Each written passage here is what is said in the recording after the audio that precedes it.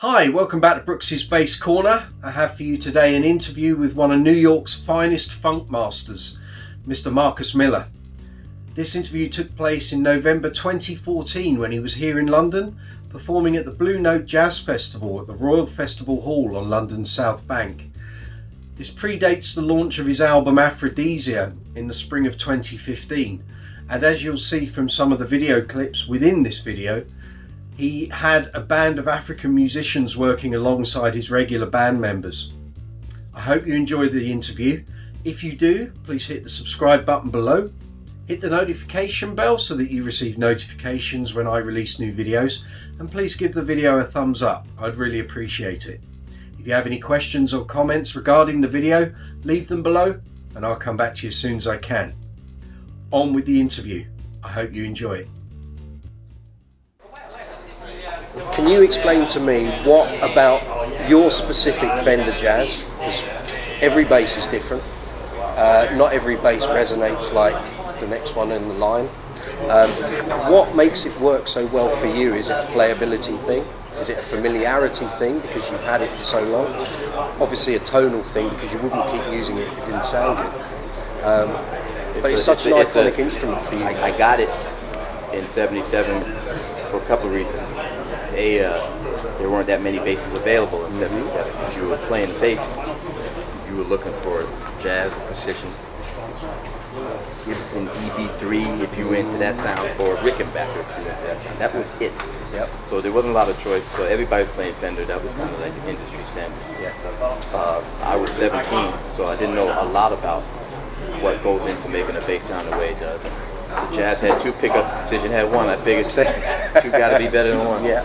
And the Jazz cost a little bit more, so it was all kind of pointing me towards the Jazz, you know. And the neck was a little bit smaller, and I was, 17, 16. But my first Jazz, I probably was 14. So The one that got stolen. Huh? The one that got stolen. Yeah, that one got stolen. It was probably a 74, 75. And so, a lot of deepness going into it. The maple neck was because the blonde neck looked different than everybody else's. You know what I mean? And were you influenced by, obviously, your heroes that you were looking at were using them Everybody as well? played a Fender. Larry Graham played a Fender. James Jamerson played a Fender. I got the jazz bass like everybody else, right? Yep. Then, it's a bass guitar, man. There's notes that are dead on it. There are notes that are louder than the others. There are notes that are softer than the others. Notes that buzz. I've been playing it my whole life. Yeah. So all of those characteristics and things I incorporated in my playing. It was a maple neck, so finger style isn't jumping off the neck like it does with darker wood basses, right? So I'm playing. I got to get these notes to jump.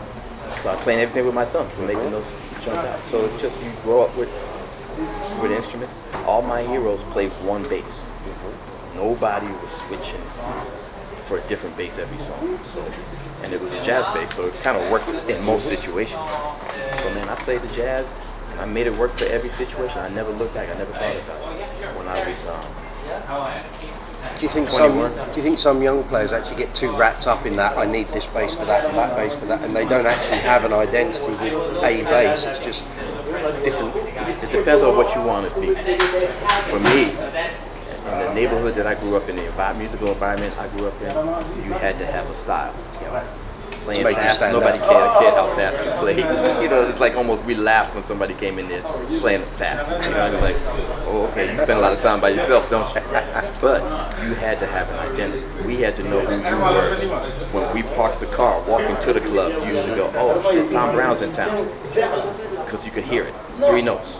And it had to be the same with me. So the only way you're going to do that is to live with your instrument and live with it all day, all night. So that's what I did. So if you want that kind of thing, if having a musical kind of signature identity sound is important to you, then yeah, some guys really get a kick out of just being a different guy every song. Some people enjoy it, man. Like some guys show up to recording sessions. With 5 basses, and you go, hey man, on this song I want this bar, this sound. For me, when I started, I was a studio musician, right? Yep. So you did have to have a variety of sound, but I could get them all with my jazz, Like And were you using your hands to get those sounds rather than like an array of pedals? So if I needed a warm sound, I'm playing closer to the neck, maybe using more neck pickup. Sure. Basically playing fusion, more notes, back it up, use a back pickup, Luther Vandross, soul ballads, muting. Just, it was all, Would you experiment with different strings as well to see if that made any difference? Would you stick with one thing? And early on, I had round wounds to start. Yeah. No, I had flats to start. Okay. Early 70s. I mean, mid 70s. And then I got round wounds. And then I tried half wounds. Dean Marker used to make this thing with half wounds, which are pretty cool. And then people stopped calling me to sound like everybody, and they started calling me to sound like me. You know what I mean? It started to evolve. There's two kinds of studio musicians, or there were. One was the guy who can sound like anything, and he works for every situation. There's another guy who sounds like himself, but he somehow makes that work in all the situations. And I began to evolve into the second type, where it sounded like me. There were still sessions I did where, like Whitney Houston or Mariah Carey, where I played, and you don't know it's me.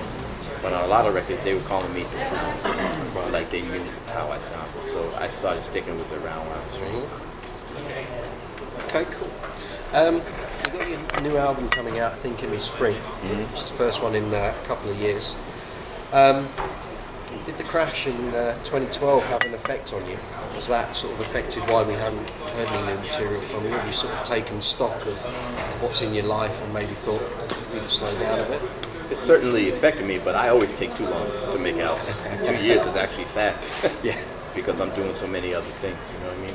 Okay. I mean, before that was three years. Before that was probably 4 years, So, and plus, because we have a really worldwide audience, it takes 2 years to get to everybody on the tour. So we hit everywhere, you know what I mean? Australia, Asia, Africa, South America, Europe, Eastern Europe. So we were in China, we just got back from China, so it takes a long time to get around. And are you one of the, I mean, I've followed it for 25 years. I'm going to pull something out in a minute. It's going to go. Are you kind of one of these players, and Billy Sheehan's kind of like this, Nathan as well, where they feel they have to be out there playing? It's something they feel they have to do for them personally, not necessarily because it's selling tickets, but as a player. Billy Sheehan says, I have fun in the studio, but I have 10 times more fun when I'm out on the road. For me, I spent the first half of my professional life in the studio. Yeah. I never saw sunlight, you know what I mean? Nathan said the same thing, so I can only look at equipment for so long. Nathan was the same way. And then I started making my own records. And then the music business changed, where CDs weren't selling. If you were blessed enough to be a good performer, there were still opportunities.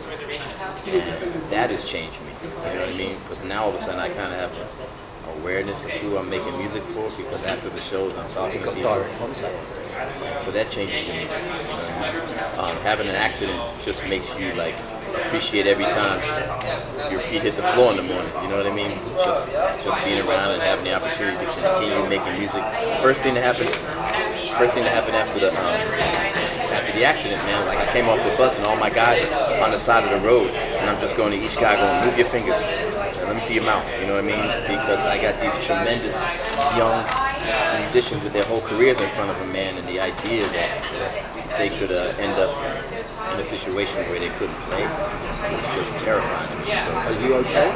Yeah, I'm good. I mean, I had my foot was hurting, you know what I mean? And when I go left on the basketball court, sometimes I'm reminded about that. But you came out unscathed. I came out, I broke a couple of bones in my foot and just bruises.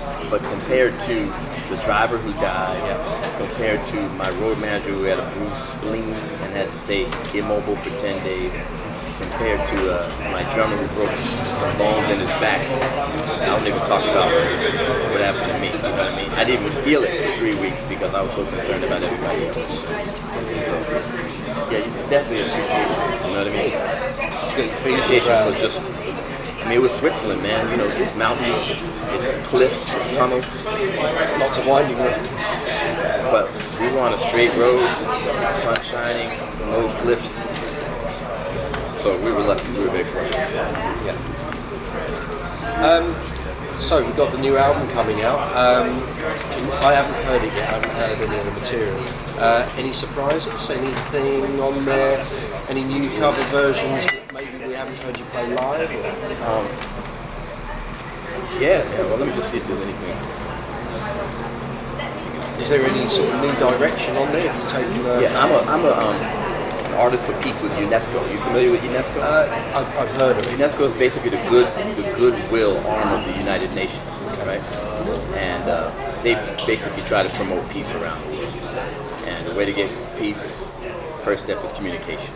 So they enlist artists who are international artists to kind of promote that message. So Herbie Hancock was named as an artist for peace about 3-4 years ago. And then I got named a couple of years ago, having met these people through Herbie, right? And also I got named spokesperson for the Slave Roots Project. This is a project that's been around for a long time, but they're trying to breathe new life into it. It's around to raise awareness of slavery. You and I know the story of slavery, but people who are younger than us, because we've been trying to get away from the story, they're not as familiar with it. So it's good and bad, you know what I mean? But we just want to make sure they don't completely remain ignorant about the story, because that's how things start to happen again. You know, so I'm just going around just reminding people of what happened, not in a negative way, but the angle is, look how strong people are to endure a situation like this, generations of this, and to still find joy, right? Particularly through music, right? Particularly through the cathartic process of making music, right? Blues, spiritual music, and jazz, and R&B all comes out of that experience. Okay, so that's where I'm at, right? So I decided for this album, man, rather than have that thing going on over here and then do an album that's completely unrelated, I said, man, I'm gonna follow the roots of slavery, the Atlantic slavery. And I'm collaborating with musicians, different stops on that route, right? So you see the brothers here, the 3 African cats, man, they're playing on the album. And I have some Brazilian musicians, some Caribbean. How did you come across them? Did your paths cross? I ran into a bass player from Senegal who said, "My name is Alun, and I'm known as the Senegalese Marcus." Right? We were doing a gig in Poland. He was playing with an African singer named Umu Sangai. So he says, "I'm that African Marcus." I said, "Okay, nice to meet you, African Marcus." And I told him what I was doing. He's a great bass player. I heard him. I told him what I was doing. He said, "I got the guys for you." You know what I mean? I said, "So when do I go to Africa, to West Africa?" He said, "No, you go to Paris. They all live in Paris now."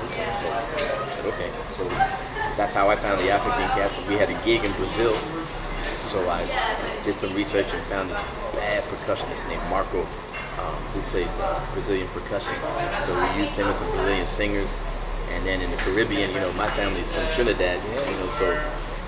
There's a trumpet player named Etienne Charles from Trinidad. We had a great connection. We were both students of Ralph McDonald. Have you ever heard of Ralph McDonald? I have, probably through reading stuff. Ralph is he's no longer with us, but he was a percussionist. He was on every record that came out in the 70s and the 80s. He wrote. Did you know him through the session stuff? He got me my start. Okay. The quick story is that I was working with a flute player as a 17, 18-year-old, Bobby Humphrey. She was going to do an album, and Ralph was going to be the producer. And I wrote a song for her, like one of my first songs. She convinced Ralph to let me play on it as well. And I met Ralph, and Ralph said to me, "Can you read music?" I said, "Yeah." He said, "No, don't bullshit me, because I'm about to recommend you on the studio scene. So can you read?" I said, "Dude, I can read fly shit." You know what I mean? I majored in classical clarinet. There's no bass line. You're gonna give me a problem. You know what I mean? He said, "All right." And he, within 2 months, I was working every day, all day long, because he started that word of mouth.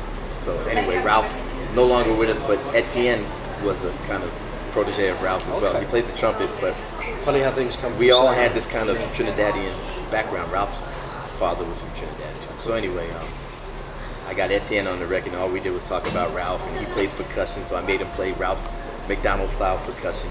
Ralph had a huge hit, man, called Calypso Breakdown, that was on the Saturday Night Fever soundtrack, which was the biggest selling record of all time before Michael Jackson eclipsed it with Thriller.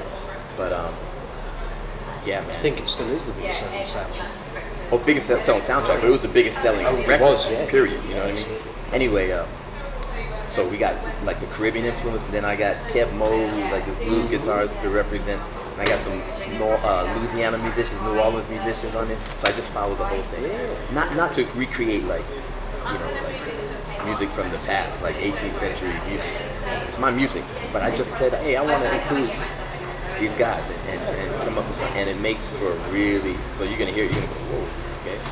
Actually, it struck me when I was preparing all this for today, is that every album, it's never the same bunch of musicians. There's always something new, and I came to see you in 2009 when you were at the Barbican doing the Miles Tutor Revisited. The impression on that show, and I'd seen you before, and I'd seen you do other gigs like at Shepherd's Bush and Hammersmith and Jazz Cafe. Wow, you've gone back. Okay, That's showing my age. Hey, how do you think I feel? The thing that came across on the Miles show was that it was a sat-down audience, it wasn't a standing audience, and it was almost like you were a conductor, conducting these young musicians in the same way that Miles had kind of taken you under his wing as a young player. You were now returning that favour, and I mean, you had Ronald Brewer, Alex, and it was just such a great show. Did you feel like you kind of owed it to Miles to do a great job of that? Because the actual shows on that tour and the DVDs there and the CD, it just sounded like you were absolutely having a ball. I had a ball. I don't know if I consciously was kind of returning any favors. It's just I felt like that's what I had to do with those guys. You know what I mean? They were young guys, and I just wanted to, also growing, man, as an artist. And I think the thing that helped me the most was deciding I don't have to be like Miles. You know what I mean? Like I can smile. You know what I mean? Like if I start to feel like good, you know what I mean? It's like you don't realize how the dude affects you. And I remember Herbie saying the most freeing moment in my life was when I realized I wasn't going to be Miles Davis. You know what I mean? It's the same thing for me. I realized I wasn't going to be Miles, and I realized I wasn't going to be Herbie Hancock too. But just be yourself, be you. And by being myself, I'm directing the musicians. You know what happens? I'm reminding people of Miles. You know what I mean? By specifically trying not to be like him. You know what I mean? It came to me actually listening to the CD and the DVD once it came out, and enjoying the show. And I just sat there and I sat with a couple of friends. Just went, actually, that's probably one of the best gigs I've seen you do. Was that you were? It was almost like you were a conductor. Yeah. And there's more and more of that going on now. You kind of reveled in that role. It wasn't like when I'd seen you at Shepherd's Bush, you're kind of doing your thing and the band are behind you and they know what they've got to do and da-da-da-da-da. Right. The Miles thing, it was almost like you could sit back on somebody and just let them do their thing. At some points, even just playing a fairly simple groove, but actually having a great time doing that. Yeah, that's growth on my part, you know what I mean? As opposed to like being the big master now, you know what I mean? It was more growth. Just like, you know what? First of all, these musicians are incredible. You know what I mean? They're really, really talented. I feel like I tapped into a little community of really, really talented guys. And I saw Ronald a year before with Stanley Clarke, and the thing that he was flying on that. And then when I saw him with you, it was like he's grown in a year. I'd actually see. And you got to beat him up a little bit. Yeah. You got to say, dude, I'm gonna let you go at a certain point in the show. Until I let you go, you got to play. And I tell not just him, man. I tell everybody. If you're gonna add something, make sure it helps the music. Right? A lot of musicians play from their hands and from boredom. Like, I've been playing this and I'm bored and I want to, you can see, you watch a drummer, man, you can see him looking at the instruments that he wants to hit. He's actually playing with his eyes, as opposed to his ears, playing stuff. I said, if you add something, make sure it takes the music to another level. Or complementing something that somebody played. Make it all musical reasons. Communication. That you add stuff, make it mean something. You know what I mean? So, it's all growth. I'm growing and I'm trying to help these guys grow too. Just going on from that, I've always got the impression that you are as happy sitting back on a groove and letting the band do their thing, as opposed to being what I call the lead vocalist on bass? Because to me it always seems like you're happy with both hats on. Well, I remember somebody asked me, what's more important, man, grooving or being able to play solo? I said, who told you were allowed to make that decision? Yeah, it's all one. Like, did you ever ask a piano player, do you accompany or do you solo? That's like the most ridiculous question I've ever heard. Part of the whole thing. I mean, unless you look, at a certain point you realize as a musician you have limitations. And you do have to accept your limitations. So if you're a guy who doesn't have technique to solo, if you're a guy who doesn't have the feeling to play a groove, you stick with what you know. But as a young person, you need to be aiming to be Paul Chambers. You know what I mean? Like, groove your ass off. And then when it's time, express yourself, do what you gotta do. Then get back to groove. You know what I mean? And so, this great comedian. You ever heard of Sinbad? Yeah. Sinbad's a good friend of mine. And he's a musician, so he plays the drums. He loves music. And, he doesn't talk in musical terms. You know what I mean? Like, he talks in, like, music fan terms. Yeah. So he says, man, you only cat, man. You can play that tasty shit. And then you go off. And you go back to being tasty. Let's call it tasty. You know what I mean? But to me, man, playing groove is as hard as solo, and particularly for me, because I was a studio musician, man. So I've been playing with headphones on, man, for 20 years. So in terms of where the bass sits in relation to the drums, I'm listening on such a detailed level to what makes it work, what makes it not work. And it's not just playing on the beat. It's about this feeling at this tempo, I need to actually be in front. This one I need to be behind. This one straight on. You know what I mean? There's all sorts of stuff that a lot of people don't recognize. It's like, the soccer player, football player who nobody knows why his teammates love him because you don't get it. Meanwhile, he's doing all the stuff that other people aren't doing. You know what I mean? The engine room as opposed to the flame. Exactly. And So for me, it's all important. I was watching some clips, sort of the most recent stuff you've been doing. You still don't use in-ear monitors. You still. Well, I only hear out of one ear. I had measles when I was very young, 5 years old. I think, but I don't remember ever hearing stereo. So if I use in-ears, that means I'm totally dependent on in-ears. And I figured I'll try it at some point, but I just haven't bothered. That's why you see my amp on my left side, you know what I mean? Yeah. Big tilted up. Yeah, because I only hear out of one. Are there any bands or artists you would still kill to play with? Or is that a side of your career maybe that doesn't excite you as much anymore? Well, music excites me, but just playing with somebody because of their name. I don't mean that. I mean, is there like an artist like an Elton John or a Barry Manilow? I'm hoping that I can get together with Stevie, and do something like maybe some collaborative thing. I mean, have you mooted that idea to him? Have you suggested? Yeah, we floated all the time. Floating it with Stevie and doing it with Stevie are two different things. Could it happen?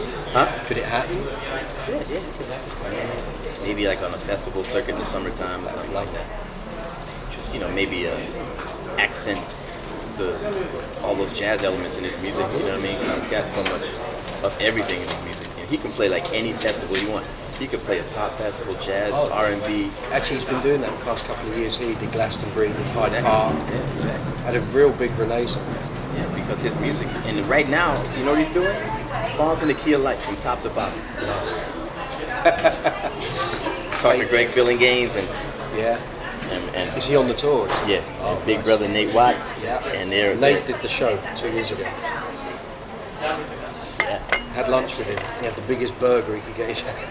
He needs to chill with them burgers, man. He's very nice, very good man. Okay,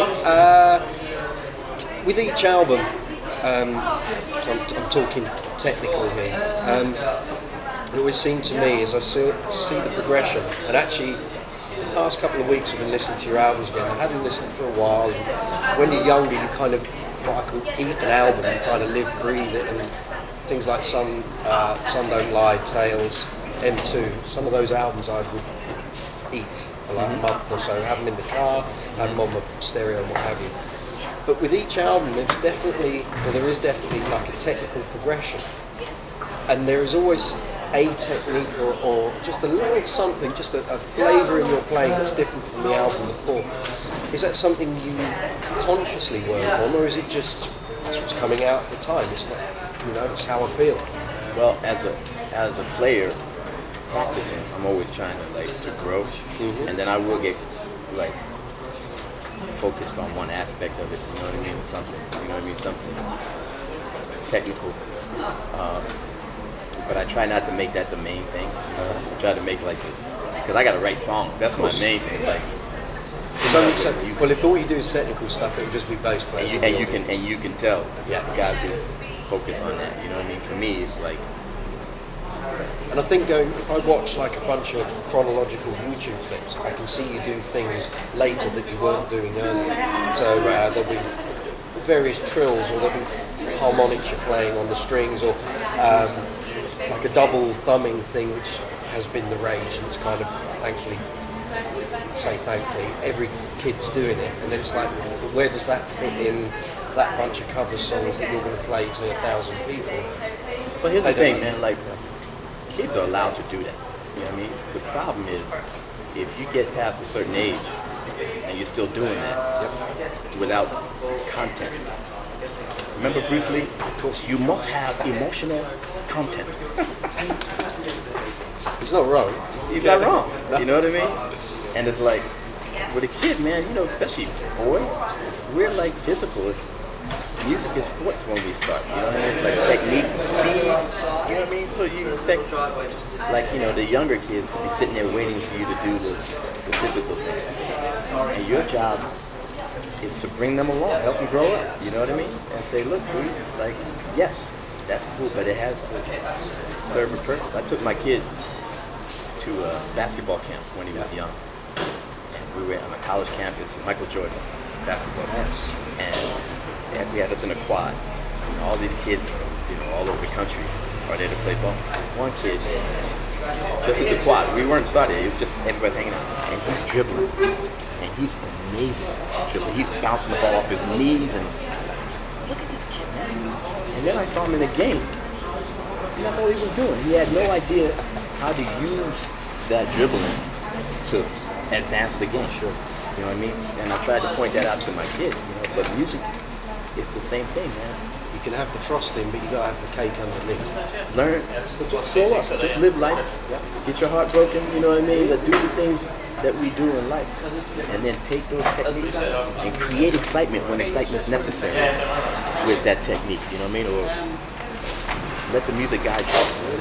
I know you've had various sort of signature amps, and for a while you were with EBS, and then you were with SWR, went to EBS, then came back. But again, if I look at clips on YouTube or look at videos, you can be at various places on the same tour, have completely different amps and different shows. Do you have a preference? Do you spec to the touring company, that's the amp I've got to have? Or are you quite happy? I mean, there is such good gear out there now. Are you quite happy to say, there's maybe 5 brands of amp and cabinet, I want one of those? In other words, I've actually got the EBS cabinet you used at Shepherd's Bush. Oh, really? Because I bought my rig the following day. Oh, wow. Bernie Goodfellow, who was the UK distributor, he said, well, these are the 2 cabs that Marcus used. I can give you brand new ones and you can have these, but at least they're played in. I said, well, they'll do. Those are good amps. Yeah. The problem for me is that because up to this point I haven't been with a really major present distributor. I'll specify EBS or a certain type of SWR.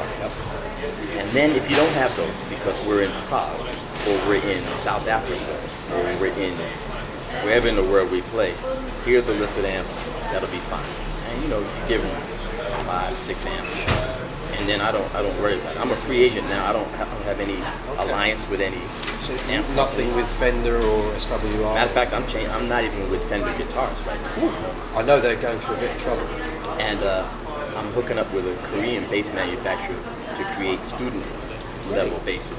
Really high quality, cost about 300 pounds or something like that. You know what I mean? Basses like that, just to be able to put basses in people's hands. That's really important to me these days. So I'm working on that stuff. But yeah, man, in terms of the amps, I'll work with any of the good quality ones. Right. You know, and because thinking about aligning with somebody. That's the other thing that comes across is I can watch you on all these clips, different amps, and still you. The tone, the basic tone is. A lot of it is that as a New York studio musician, we went direct. The guitar players used amps, Sure. but they didn't have time to fool around with the guitar amp and then the bass amp. So early on in my career, it was Ampeg B15. That was like the standard in every studio. After a while, we just go direct, so that's why I had the preamp in my bass. So I got a bit of control over my sound. And the engineer says, this works. So that became the sound that became my sound. It's completely direct. So even when I'm using an amp, you know, there's a lot of direct sound in the mix, you know what I mean? So you know, I'm getting more and more into the amp these days. I'm going for more raw sound, so I'm gonna hook up with Dunlop strings. We've been working on some more like raw string, like more mid-rangey, like Nathan's with that. It still has a fullness, but it's got a little bit more of a bite to it because I'm trying to move that direction. You know what I mean? So anyway, with the amp, I'm starting to use a little bit more amp sound, you know, because the first thing that's gonna go bad in a long tour are tubes. You know what I mean? It's gonna be like, and then your roadies spending all afternoon driving around looking at the tubes. You know what I mean? But it's all like, the sound is really important. I was really lucky to find my personality early on, and then could move on to other places. You know what I mean? Let's see.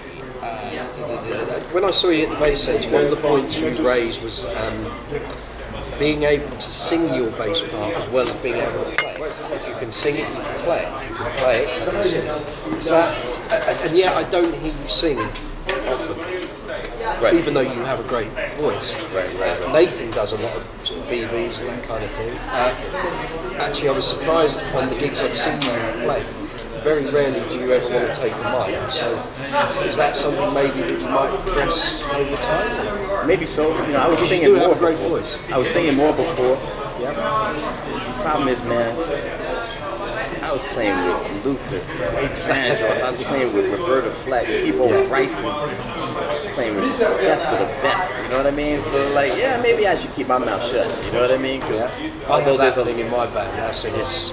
But there's a lot of joy in singing. You know what I mean? And you know, when I'm feeling it, I do it. And on the bass, I'm very influenced by vocals. You know what I mean? Like producing Luther Vandross. Can you imagine how much I learned about what really goes into creating everything? Did he help maybe with your harmony stuff as well, in terms of how vocals? No, I helped him on that level. You know what I mean? In terms of when the harmony moved away from triads and stuff like that. He said, Marcus, there's no work. You go, actually, just a half step lower. Oh, okay, you know what I mean? We do that kind of stuff. You know what I mean? But tone, phrasing, the idea that in tune is not always right. These kind of things are what he taught me. Vibrato, when to use vibrato. When you hear fretless players, they're always playing with vibrato. A lot of it is to hide the fact that their intonation is not good, right? But a lot of it is that they don't understand, man, that sometimes hit the note. Bring the vibrato in, you know what I mean? Like towards the end of the note, just to kind of round it out. These kind of things that if you don't work with a singer or you don't sing yourself, you don't really have a concert.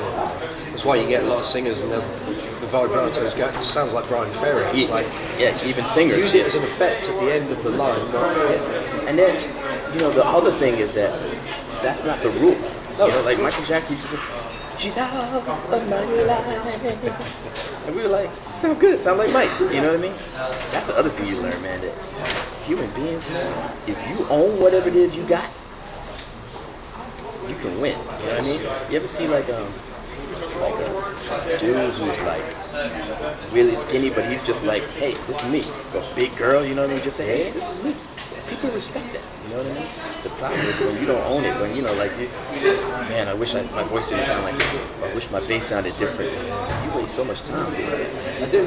It's funny, you do come across sort of younger guys, you go in the bass shops and they're like, well, I want it to sound like this, but it needs to sound like that as well. And it's like, they're two different opposites. Somebody told me that Picasso was looking at his assistant, who every week would come in with a different hairstyle, you know, trying to find his.